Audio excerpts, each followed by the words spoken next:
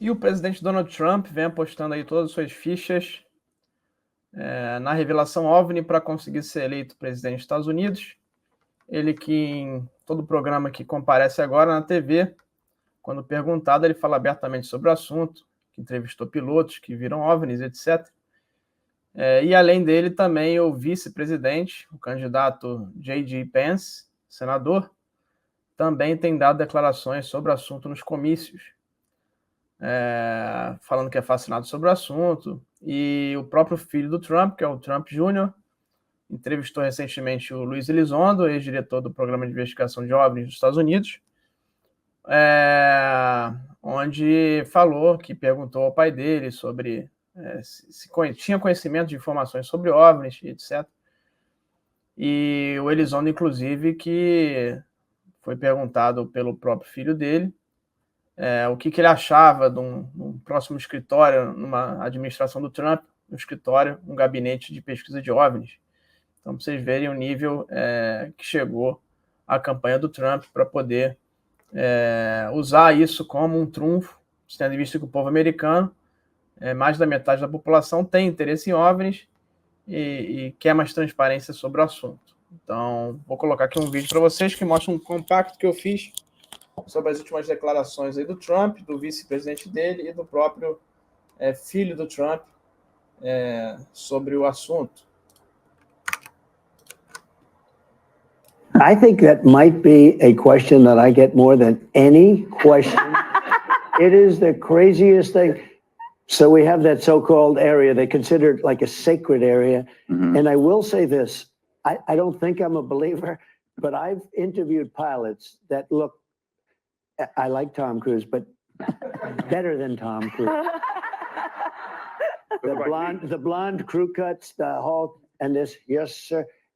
And they were in the Oval Office, 3 or 4 pilots. These are not people that make up stories. They said, all I know, sir, is there was a round object that was going 4 times faster than my F-22, which is a very fast plane. And it wasn't, it shouldn't have been. It was round, sir. They have seen, 4 or 5 guys I've interviewed, solid people, great pilots for the U.S. Air Force, etc. They've seen things that they cannot explain. Look, there's a lot of crazy stuff you read about. One of these things, I don't know if you saw the story from a couple of years ago that the Defense Department had declassified the UFO stuff. Did you see that? That was a crazy story. I don't talk about that because I have no idea what's going on. So my standard for whether I talk about something, Mike, is whether enough people that I trust bring it to me, at least to the point where I feel like I've got to investigate it myself, not just trust the media to do their job, because a lot of times they don't. By the way, to all the journalists there, if you do know anything about the UFO story, please tell us, because we're very, very fascinated by it.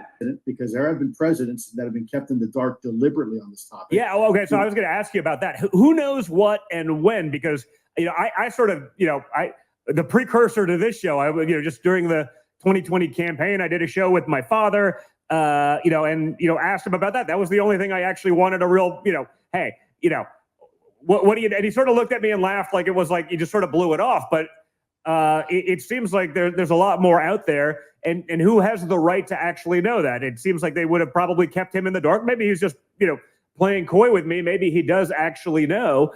But it didn't seem like something that they were bringing to his attention. Former President Donald Trump saying, for the record, if he were to get elected, he would actually consider releasing the UFO files, right? That's, holy smokes. You have a president saying that, for the record, just last week.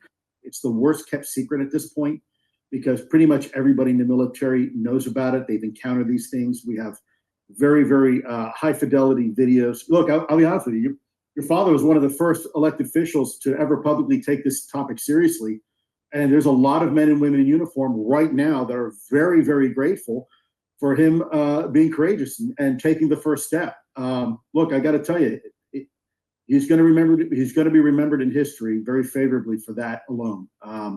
He was the first one to actually champion this cause. Well, I appreciate. Então tá aí as declarações aí do Trump, do vice e do filho dele, né? Lembrando que o Trump, no primeiro mandato dele, ele disse que ia liberar os arquivos sobre Roswell, e também sobre o assassinato de John Kennedy, não fez. Vamos ver se ele, se foi eleito, se finalmente ele faz isso.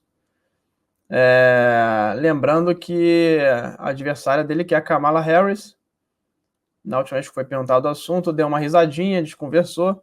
Ela não tem falado sobre isso na campanha. E a gente sabe pelo almirante Tim Gallaudet, que é um dos denunciantes, e hoje assessor da Casa Branca, que o Jake Sullivan, que é o secretário de Estado ali dos Estados Unidos, não quer que isso seja falado durante a campanha, ele não quer tocar nesse assunto, porque ele acha ali que Joe Biden já tem problemas demais para tratar, isso seria um assunto muito polêmico, e que eles querem distância. Então, aí as duas campanhas tratando o assunto de forma diferente.